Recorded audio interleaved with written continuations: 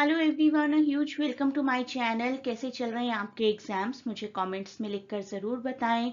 आज करते हैं कुछ important last minute revision points for aspects of language. ये सब्जेक्ट थोड़ा टफ लगता है। आई होप मेरी पीडीएफ और वीडियोस की हेल्प से आपने अच्छी प्रिपरेशन की है। आज हम देखते हैं कुछ इम्पॉर्टेंट पॉइंट्स जो आपको पता होने चाहिए।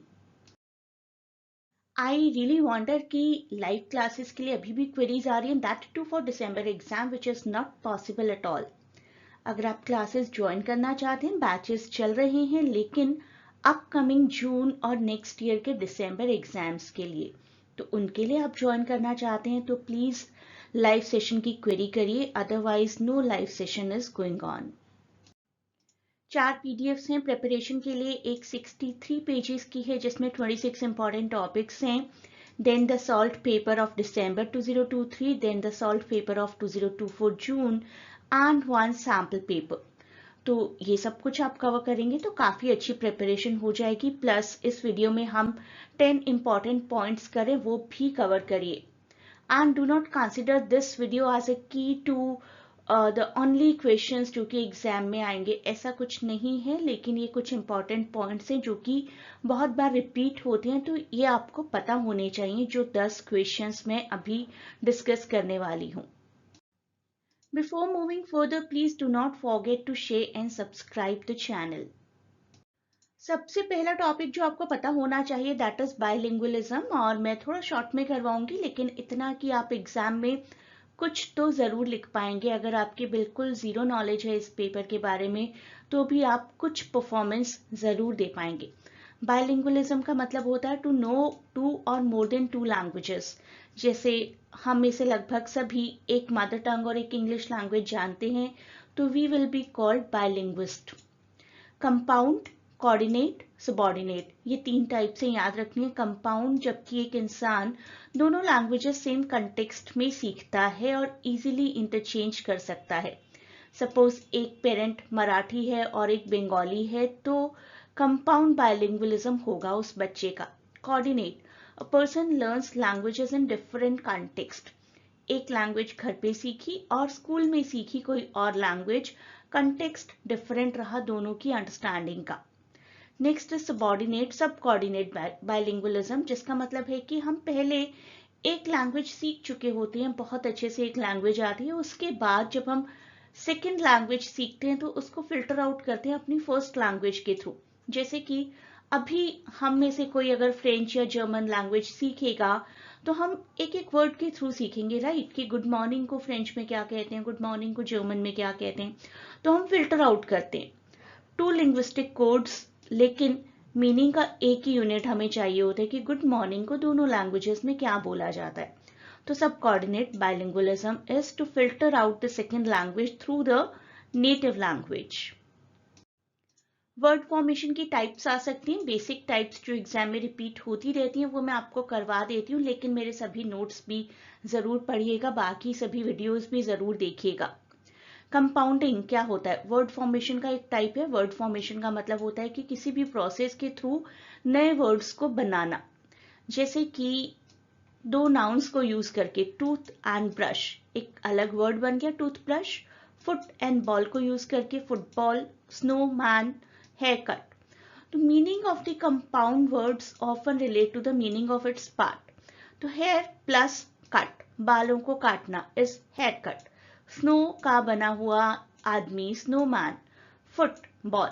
तो कहीं ना कहीं जो वर्ड हमारा रिजल्ट वर्ड होता है उसमें इनहेरेंट होता है मीनिंग ऑफ द 2 वर्ड्स जिनको कंबाइन करके हमने कंपाउंड वर्ड बनाया है। आपके आसपास बहुत से कंपाउंड वर्ड्स होंगे एट प्रेजेंट, सीलिंग फैन और लैपटॉप। लैपटॉप अपने आप में देखिए कितना अच्छा कंपाउंड वर्ड है।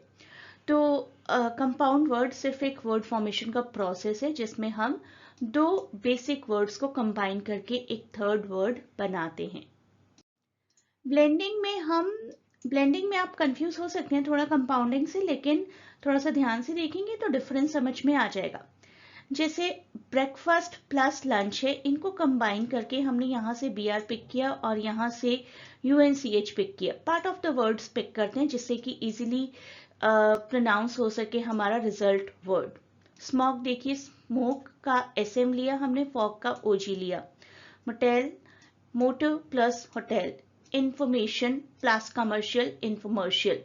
रोमांटिक कॉमेडी, रोम कॉम बोलते हैं ना हम रोमांटिक कॉमेडी को, दैट इज ऑल्सो ब्लेंडिंग। तो ब्लेंडिंग में शॉर्ट वर्ड हो जाता है थोड़ा सा, जो कंबाइन करता है दोनों बेसिक वर्ड्स के थोड़े थोड़े से elements.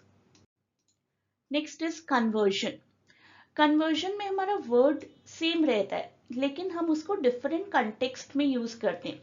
Google as a app, ये नाउन है, राइट? लेकिन जब हम कहते हैं गूगल किया, तब ये वर्ब है। रन, एक प्लेयर ने रन लिया, तब ये नाउन है। लेकिन हम कहते हैं कि ही इज रनिंग और शी इज रनिंग, तब ये वर्ब है। तो वर्ड सेम रहता है, उसका कंटेक्स्ट डिफरेंट हो जाता है।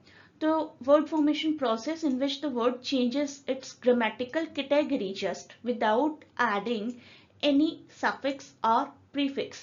जैसे happy का unhappy हो जाना ना, वो तो meaning change हो गया, opposite meaning हो गया, that will be called a derivation। लेकिन conversion कहलाएगा जब हमारा word का context change हो रहा है, part of speech change हो रहा है, लेकिन ना तो कोई prefix ऐड हो रहा है ना कोई suffix ऐड हो रहा है। अब हम चलेंगे डेरिवेशन और इन्फ्लेक्शन की तरफ। डेरिवेशन में आपका प्रीफिक्स या सफिक्स ऐड होकर मीनिंग या part of speech completely change हो जाता है।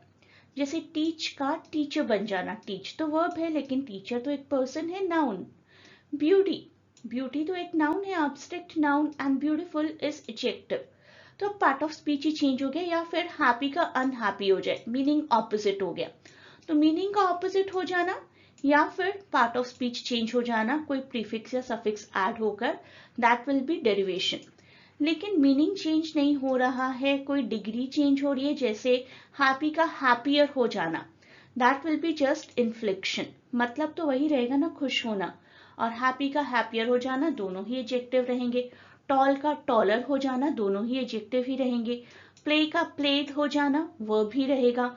डॉग का डॉग्स हो जाना, वर्ब ही रहेगा। तो अगर वर्ब का टेंस चेंज हो रहा है, नाउन का प्लूरल सिंगुलर चेंज हो रहा है, या फिर एडजेक्टिव की डिग्री चेंज हो रही है, that will be inflectional change. Next आपको क्वेश्चन आ सकता है पिजिन वर्सेस क्रियोल का, या फिर अलग अलग भी आ सकते हैं ये क्वेश्चन। पिजिन एक सिंप्लीफाइड नॉन नेटिव लैंग्वेज है, दैट इज, मान लीजिए कि अलग अलग कंट्री से कुछ लोग एक दूसरे के साथ एसिमिलेट हुए due to any XYZ reason. पुराने टाइम में तो स्लेवरी की वजह से होता था ना ऐसा, या ट्रेड की वजह से भी होता था ऐसा। तो वो दोनों एक दूसरे की लैंग्वेज बिल्कुल नहीं जानते और एक काम चलाओ कम्युनिकेशन हो जाता है दोनों के बीच में। जैसे कि फॉर एग्जाम्पल आप किसी को ये बताना चाहते हैं कि you are thirsty and you want to drink water, तो किसी ना किसी तरीके से किसी साइन के थ्रू आप उस पर्सन को समझा ही देंगे कि आपको पानी पीना है। आपको एक दूसरे की लैंग्वेज बिल्कुल भी नहीं आती, तो धीरे धीरे धीरे द पर्सन विल अंडरस्टैंड कि आप पानी को किसी भी लैंग्वेज में क्या बोलते हैं, वाटर और any other name you call पानी विद, तो that will be called pigeon. दूसरा पर्सन समझना शुरू हो जाएगा इस वर्ड को, आप उस पर्सन का मतलब समझ जाएंगे जब वो पानी जैसा कोई वर्ड यूज करें किसी भी लैंग्वेज में। एंड क्रियोल धीरे धीरे धीरे जब पिजिन एक लैंग्वेज में डेवलप हो जाती है, people make it more formal, थोड़े से ग्रामेटिकल एलिमेंट्स ऐड हो जाते हैं, तो then it is called creole. Creole क्रियोल से ही धीरे धीरे धीरे शायद लैंग्वेजेस डेवलप हुई होंगी। तो क्रियोल में एक्सपैंडेड वोकैबुलरी और ग्रामर हो जाती है, और पिजिन में सिर्फ एक मिक्स शिफ्ट कम्युनिकेशन होता है। ट्रेड लैंग्वेजेस हो सकता है कि दो ग्रुप्स के बीच में जो एक दूसरे को बिल्कुल ना जानते हो, बिल्कुल लैंग्वेजेस ना जानते हो। ट्रेड टर्म्स क्या होंगी, कितने कितनी करेंसी में कोई इक्विपमेंट खरीदना है, कोई प्रोडक्ट खरीदना है, कितने टाइम में क्रिएट करना है, बहुत काम चलाओ कम्युनिकेशन होता होगा। और क्रियोल में थोड़ा सा डेवलप हो जाता है कम्युनिकेशन लेवल, क्योंकि वोकैबुलरी और ग्रामर एक्सपैंड हो जाता है। हाइटियन क्रियोल एक अच्छा एग्जाम्पल है क्रियोल का। कॉम्पिटेंस परफॉर्मेंस देखते हैं, हम कॉन्सेप्ट यूज किया था सबसे पहले नॉम चॉम्स्की ने। ये दो एस्पेक्ट्स हैं लैंग्वेज के। कॉम्पिटेंस का मतलब है सच में आपकी कॉम्पिटेंस, आप एक लैंग्वेज को कितना जानते हैं, और performance actual use of language. एक स्पीकर को रूल, स्ट्रक्चर, एक्टिव, पैसिव सभी टेंसेस बहुत अच्छे से मालूम है। The cat chase the dog article है, नाउन है, उसके बाद वर्ब का सेकेंड फॉर्म है, उसके बाद ऑब्जेक्ट है, राइट। करेक्ट सेंटेंस सीक्वेंस क्या होना चाहिए, दे नो। लेकिन उस करेक्ट सेंटेंस सीक्वेंस को करेक्ट सिचुएशन में करेक्ट टाइम पर यूज करना, that is what we call to be performance.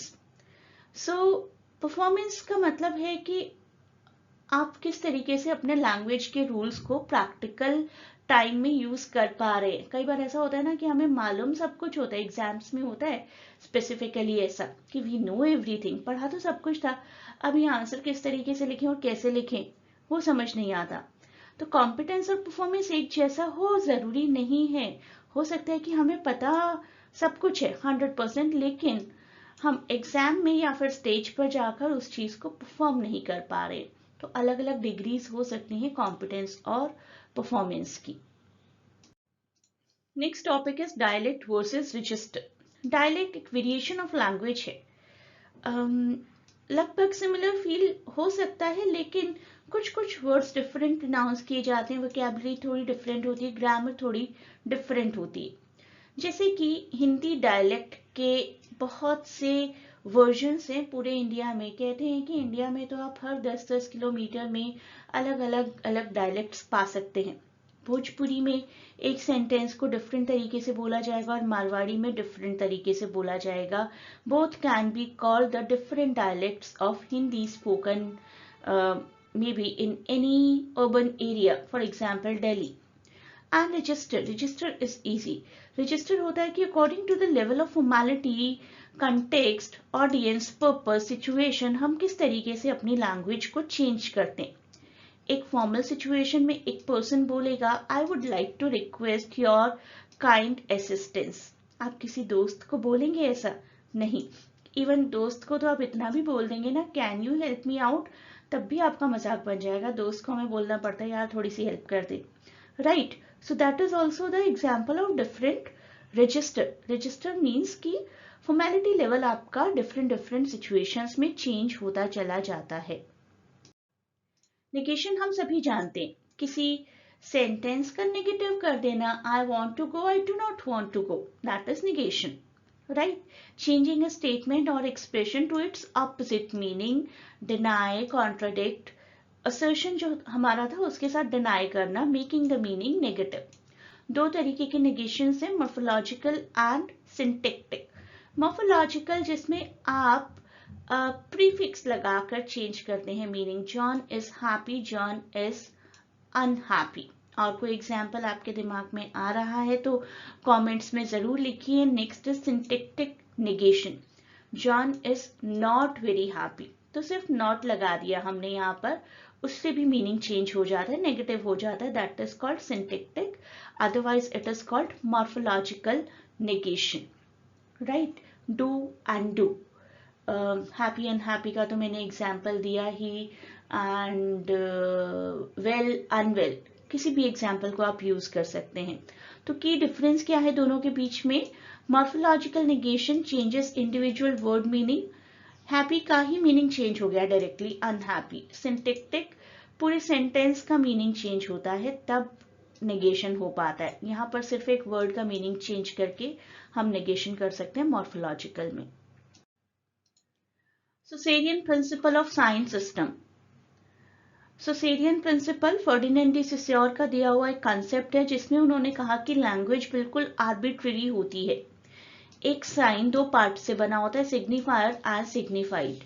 Signifier, for example I speak the word tree, उसके बाद आपके सामने एक इमेज आती है, किसी भी तरीके का ट्री हो सकता है आपकी इमेजिनेशन में जो आपके सामने इमेज आ गई। It can be the tree like this which I'm drawing at present, it can be even, अभी क्रिसमस सीजन चल रहा है ना, तो हो सकता है कि क्रिसमस का ट्री आपको याद आ जाए, अपने आसपास आपने कुछ देखा हो इस तरीके का।